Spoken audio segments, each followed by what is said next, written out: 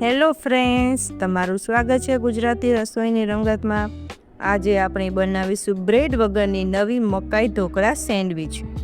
બહુ હેલ્ધી અને બહુ જ ટેસ્ટી એવી નાના મોટા બધાને ભાવે તેવી આ સેન્ડવિચ 20થી 25 મિનિટમાં બનીને તૈયાર થઈ જાય છે।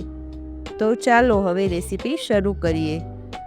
તો હવે સૌથી પહેલાં 1 કપ જેટલા લીલી મકાઈના ફ્રેશ દાણા લઈશું।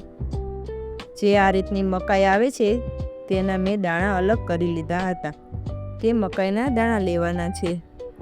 તો હવે 1 કપ જેટલા મકાઈના દાણા મિક્સર જારમાં લઈ લઈશું।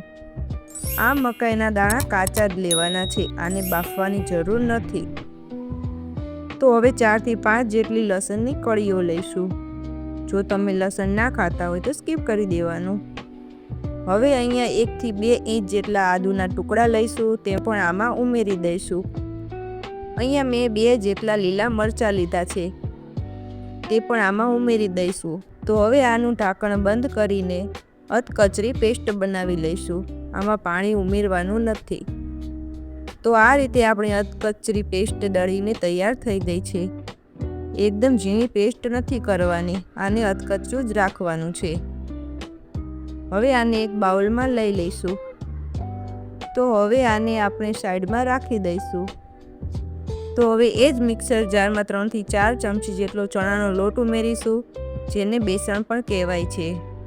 હવે 1 કપ જેટલો રવો ઉમેરીશું, સાથે અડધા કપ જેટલું દહીં ઉમેરીશું। દહીં થોડું ખાટું હોય તેવું લેવાનું છે। આજે આપણે ઇન્સ્ટન્ટ ઢોકળા બનાવવાના છીએ। હવે સ્વાદ પ્રમાણે મીઠું ઉમેરી દઈશું અને હવે સાથે 2 ચમચી જેટલું તેલ ઉમેરીશું, જેથી નાસ્તો ઠંડો થયા પછી પણ ચવડ ન થાય અને એકદમ સરસ સોફ્ટ રહે। અને અડધી ચમચી જેટલો હળદર પાવડર ઉમેરીશું। તો હવે આ ઢાંકણ બંધ કરીને આપણે પલ્સ મોડ ઉપર 1 થી 2 વખત ચાલુ બંધ કરીને એકદમ સરસ મિક્સ કરી લઈશું। તો હવે આપણું આ બેટર એકદમ સરસ મિક્સ થઈ ગયું છે। હવે જે મકાઈની પેસ્ટ કાઢીને રાખી હતી તેમાં આને કાઢી લઈશું। તો હવે આ મિક્સર જારમાં મેં અડધા કપ જેટલું પાણી ઉમેર્યું છે, તે પણ આમાં ઉમેરી દઈશું અને આ બધું સરસ રીતે મિક્સ કરી લઈશું। વધારે પાતળું પણ નથી કરી દેવાનું। તો હવે આપણું આ ઢોકળાનું ખીરું બનીને તૈયાર થઈ ગયું છે। તો તમે જોઈ શકો છો કે આ એકદમ સરસ સ્મૂથ ઢોકળાનું ખીરું બનીને તૈયાર થયું છે। આ રીતે આને થિકનેસ રાખવાની છે। તો હવે મેં અહીંયા સાઈડમાં એક કડાઈમાં પાણી ગરમ થવા મૂકી દીધું છે। હવે એક ઢોકળિયાની થાળી લઈ લઈશું અને તેને તેલથી ગ્રીસ કરી લઈશું, જેથી આપણા ઢોકળા એકદમ સરસ રીતે અલગ થઈ જાય। તો આ થાળીને એકદમ સરસ તેલવાળી કરી લેવાની છે। તો હવે આ જે ઢોકળાનું ખીરું બનાવ્યું હતું એમાંથી આ રીતે એક ઈનાનું પાઉચ ઉમેરી દઈશું। જો તમારે સોડા ઉમેરવા હોય તો પણ ઉમેરી શકો છો। હવે આમાં 2 ચમચી જેટલું પાણી ઉમેરી દઈશું અને એકદમ સરસ રીતે મિક્સ કરી લઈશું। હવે અડધું ખીરું અત્યારે હું આ તેલવાળી થાળીમાં ઉમેરી દઉં છું અને અડધું ખીરું બીજી થાળીમાં બનાવી લઈશું। હવે આ રીતે થાળીમાં ફેલાવી દઈશું। આને બહુ જાડું લેયર નથી રાખવાનું, એકદમ પતળું જ કરવાનું છે। હવે ઉપરથી લાલ મરચું પાવડર સ્પ્રિંકલ કરી લઈશું। તો હવે આ પાણી એકદમ સરસ ઉકળી ગયું છે, તમે જોઈ શકો છો કે પાણી એકદમ સરસ ઉકળવા લાગ્યું છે। હવે આ સમયે આપણે આ જે ઢોકળાની થાળી તૈયાર કરીને રાખી હતી તેને આપણે આમાં મૂકી દઈશું। આને ઢાંકીને 10 થી 12 મિનિટ ચડવા દઈશું।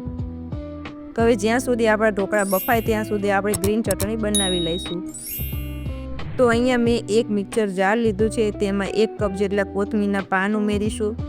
1 થી 2 ઇંચ જેટલો આદુનો ટુકડો ઉમેરીશું। 1 થી 2 લીલા મરચાં ઉમેરીશું। તીખું તમે તમારા ઘરમાં જેવું ખવાતું હોય તેવું લેવાનું। 4 થી 5 લસણની કણી લઈશું। જો તમે લસણ ના ખાતા હોય તો સ્કીપ કરી દેવાનું। થોડા ફુદીનાના પાન ઉમેરીશું। હવે 2 ચમચી જેટલા સિંગદાણા ઉમેરી દઈશું। 1 ચમચી ખાંડ ઉમેરી દઈશું। સ્વાદ પ્રમાણે મીઠું ઉમેરી દઈશું અને અડધા લીંબુનો રસ ઉમેરી દઈશું અને હવે 2 ચમચી જેટલું પાણી ઉમેરીને આને આપણે મિક્સરમાં દળી લઈશું। હવે આપણી આ ચટણી બનીને તૈયાર થઈ ગઈ છે। આટલી જાડી જ રાખવાની છે। હવે આને સાઈડ પર મૂકી દઈશું. તો હવે આપણે જે ઢોકળા બાફવા મૂક્યા હતા તે જોઈ લઈએ, એકદમ સરસ બફાઈ ગયા છે. આ રીતે ચપ્પાથી ચેક કરી લઈશું. જો આપણું ચપ્પુ એકદમ સરસ ચોખ્ખું આવે તો હવે આ ઢોકળા બફાઈ ગયા છે. હવે આને ડીશને આપણે બહાર કાઢી લઈશું. તો હવે એક થાળી ઢોકળાની તૈયાર થઈ ગઈ છે. ઉપર આપણે થોડુંક તેલ લગાવી લઈશું અને હવે આ જ રીતે આપણે બીજી થાળી ઢોકળા પણ બનાવી લઈશું. હવે આને 5 મિનિટ માટે એકદમ સરસ ઠંડા થવા દઈશું, એટલે કે ઢોકળાની થાળીમાંથી એકદમ સરસ અલગ થઈ જાય. તો જુઓ, હવે આપણા ઢોકળા સરસ ઠંડા થઈ ગયા છે. હવે આને કિનારીથી અલગ કરી લઈશું. તો હવે આવા તાવી થાળની મદદથી આ રીતે થોડું થોડું પ્રેસ કરતા જઈશું, એટલે એકદમ સરસ ઢોકળાનો આખો રોટલો નીકળી જશે. તો હવે આ રીતે એક પાટલી લઈશું. પાટલી ઉપર આપણે એક બટર પેપર લઈશું અને હવે જે આપણે ઢોકળાનો રોટલો બનાવ્યો છે તેને પણ આ રીતે આપણે લઈ લઈશું. આને ઊંધો કરીને લેવાનો છે અને આ રીતે આપણે પાટલી ઉપર લઈ લઈશું. તો હવે આ ઢોકળા ઉપર આપણે થોડુંક બટર લગાવી દઈશું અને હવે આપણે જે ગ્રીન ચટણી બનાવીને રાખી હતી તે પણ 2 થી 3 ચમચી જેટલી આખા રોટલામાં ફેલાવીને પાથરી દઈશું. તો તમે જોઈ શકો છો કે એકદમ સરસ પાતળી ચટણી પાથરી દીધી છે. હવે આ રીતે આપણે કાકડીની સ્લાઈસ પાથરી દઈશું. આ કાકડીની સ્લાઈસ એકદમ પાતળી જ રાખવાની છે. જો જાડી રાખશો તો લેયર વધારે જાડું થશે અને સેન્ડવિચનો શેપ સરખો નહીં આવે. તો એકદમ પાતળી સ્લાઈસ જ કરવાની છે. આ રીતે આપણે આખામાં કાકડીની સ્લાઈસ પાથરી દઈશું. જુઓ, હવે આ કાકડીની સ્લાઈસ પથરાઈ ગઈ છે. હવે ગાજરની સ્લાઈસ પાથરી દઈશું. જો તમારે બટેકા બાફેલાની સ્લાઈસ, બીટની સ્લાઈસ ઉમેરી હોય તો પણ ઉમેરી શકો છો, પણ હું અહીંયા આજે સિમ્પલ સેન્ડવિચ બનાવું છું. તો આ રીતે આપણે બધી ગાજરની સ્લાઈસ પાથરી દઈશું. હવે ગાજરની સ્લાઈસ પણ પથરાઈ ગઈ છે. હવે ટમેટાની સ્લાઈસ પાથરી દઈશું. તમે તમારી ચોઈસ પ્રમાણે વેજીટેબલ લઈ શકો છો. તો આ રીતે આપણે બધા વેજીટેબલની સ્લાઈસ પાથરી દીધી છે. હવે ઉપરથી ચાટ મસાલો સ્પ્રિંકલ કરી લઈશું. જો તમારી પાસે સેન્ડવિચનો મસાલો હોય તો પણ લઈ શકો છો. હવે ઉપરથી આ ચીઝની સ્લાઈસ આવે છે તે પણ આમાં મૂકી દઈશું. જો તમારી પાસે ચીઝની સ્લાઈસ ના હોય તો ચીઝ ક્યુબ હોય તેને ખમણીને પણ લઈ શકો છો. તો જુઓ, આ રીતે ચીઝની સ્લાઈસ પાથરી દેવાની છે. હવે મેં અહીંયા બીજા રોટલાને બટર અને ચટણી લગાવીને તૈયાર રાખ્યો છે, તે પણ આપણે લઈ લઈશું અને આને જે ચટણીવાળો ભાગ છે તે આના ઉપર આ રીતે ગોઠવી દઈશું. તો જુઓ, આ રીતે બીજો રોટલો પણ ગોઠવી દીધો છે. ચટણીવાળો ભાગ આપણે અંદર નીચે રાખીશું અને ઉપર જે આપણે મરચું સ્પ્રિંકલ કર્યું હતું તે ભાગ રાખીશું. હવે આને સાઈડમાંથી આપણે કટ કરી લઈશું. મારે આજે સેન્ડવિચ શેપમાં કટ કરવાના છે, તો હું આ રીતે ચારે સાઈડમાંથી થોડું થોડું કટ કરી લઉં છું. હવે આને વચ્ચેથી એક કટ કરી લઈશું.